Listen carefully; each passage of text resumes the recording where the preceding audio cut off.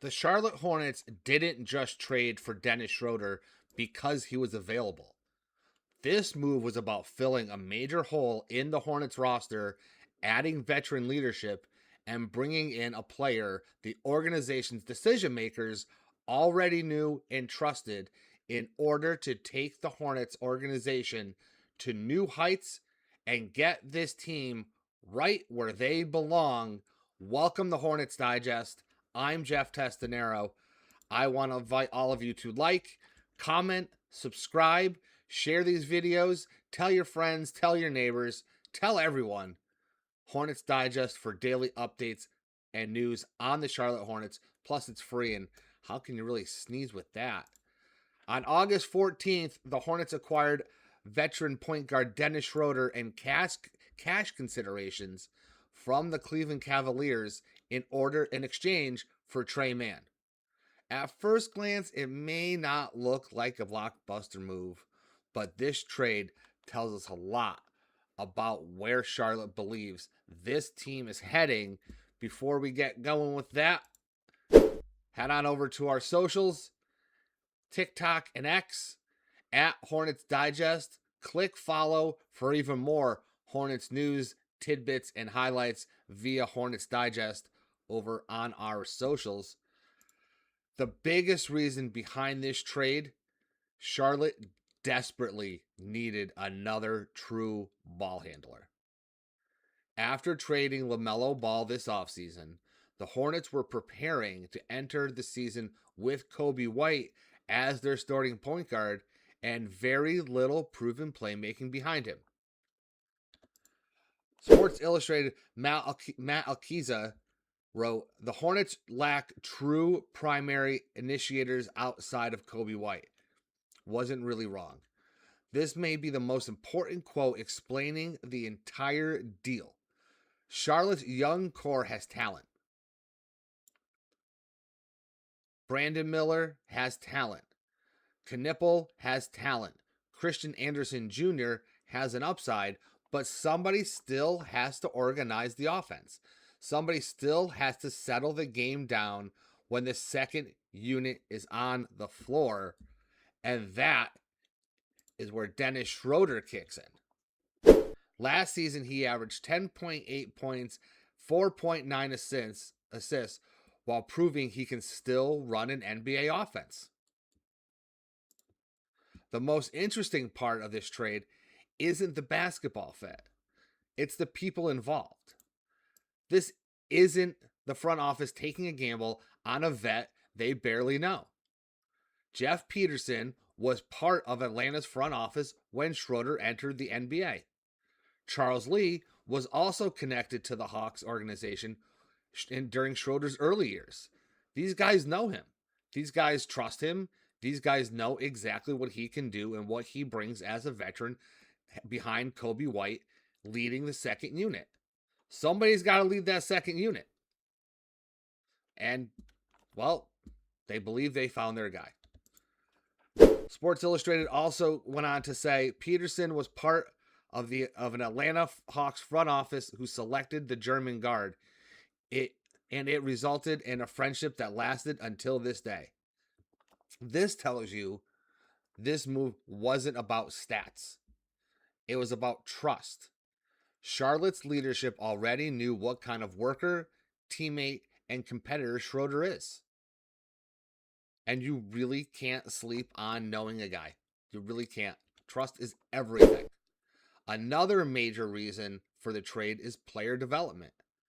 The Hornets recently drafted Christian Anderson Jr., who is viewed as a long-term piece at point guard. But insiders believe Charlotte doesn't want to rush that process. You can't rush the process. So a veteran like Schroder coming in and not only backing up the second unit, but teaching a guard like Anderson, a young guard like Anderson, how a veteran leads a team and plays a game will help him for years to come, potentially becoming the guy behind White in Charlotte, potentially becoming a number one, either in Charlotte or elsewhere. You can't discount veteran leadership when leading a young core, much like the Charlotte Hornets have. Alkiza went on to write, Schroder will be leaned on as his primary backup option while Christian Anderson Jr. develops. So in other words, the Hornets don't need Anderson carrying the offense on day one. They don't need him knowing the whole playbook on day one. They don't need him as a proven leader on day one. Can he do it behind Kobe White? Probably. But there's a big jump between Texas Tech and the Charlotte Hornets. And that's what Anderson needs to learn. Now they can let him grow naturally while learning from a vet who has played 13 NBA seasons and appeared in countless high-pressure games. Schroder has the tool to be a leader. Schroder has the tool to help Anderson grow. Schroder has the tools to lead the second unit on the floor because Kobe White can't do it all himself. Nobody can do it all themselves. It takes a team, and that is exactly what the Charlotte Hornets are building, and this is another major piece we've been saying for a long time. They need a backup point guard. They need a number two. And they got their number two. The other reason Charlotte liked the deal, they didn't have to give up a lot. Yeah, losing Trey Mann stinks.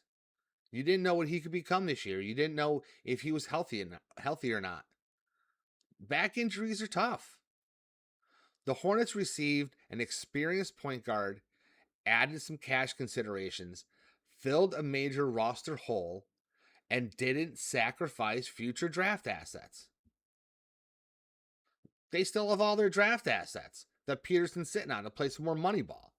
Meanwhile, Cleveland's motivation was largely financial. The Cavaliers were trying to create salary flexibility and reportedly saved around $6.8 million through the move. Win-win. That allowed Charlotte to capitalize on a situation where another team needed financial relief. You're welcome, Cleveland. Helped you out there. And Charlotte got what they needed. Hate to see Trey Mann go, but you didn't know if he was going to be healthy or not. I'm sorry, I hate to say it. So when you put everything together, the reason behind the Dennis Schroder trade becomes pretty simple. The Hornets needed a real backup point guard. They wanted a vet to lead the young locker room and teach Christian Anderson Jr. the ways of the NBA. They wanted someone who can help develop their next generation of players. And perhaps, most importantly, Peterson and Lee had a long history of trust with Schroder, dating all the way back to the three of them in Atlanta with the Hawks. This wasn't a splashy move. It was a calculated move. And those are the best types of moves in sports, the calculated ones. If Schroder can stabilize the second unit while mentoring Charlotte's young core, it might end up being one of the smartest under the radar trades this offseason. And Charlotte has made a lot of moves this offseason. Anything else comes down, I'll let you know. I'll jump right back on here and tell you. Until then, for Hornets Digest, I'm Jeff Testanero.